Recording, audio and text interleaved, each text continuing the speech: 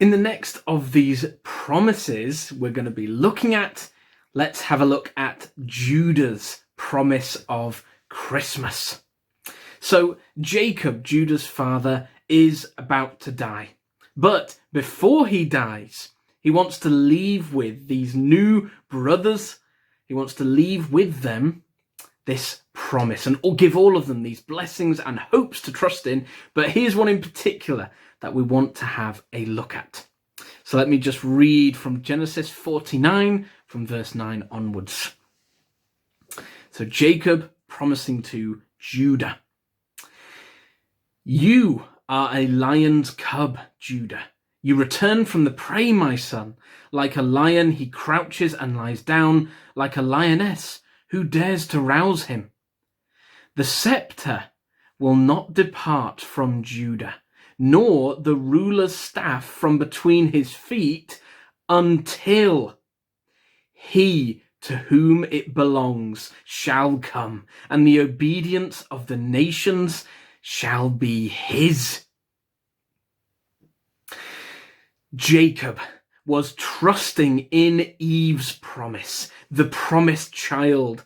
And here he knew which one of his kids that this Jesus was going to be born from. As Jacob's children are going to grow into kingdoms and nations, he needs to tell them something important. Yes, they will have earthly rulers, and Judah, this particular son, will actually have many and some of the best. But as they all grow into many nations and kingdoms, they must remember that they belong to one true king. A king who rules the entire world. Psalm 2, which we are looking at, repeats that same truth. And that truth is what Jacob and his fathers all knew very well. This promised child, which is God's own son, has been and is going to be established as king forever.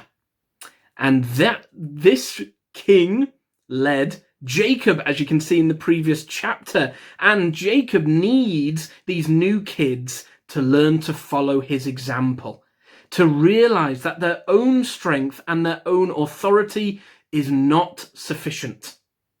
Jacob, in his own life, quickly found out that his own cunning or intelligence or strength, he quickly found out that only brought strife, misery, and separation to his own family.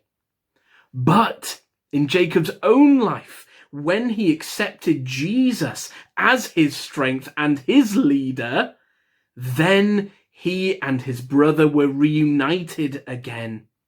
Perhaps this is what Jacob wanted most for these brothers, to know that however distant they became, they were really united in Jesus.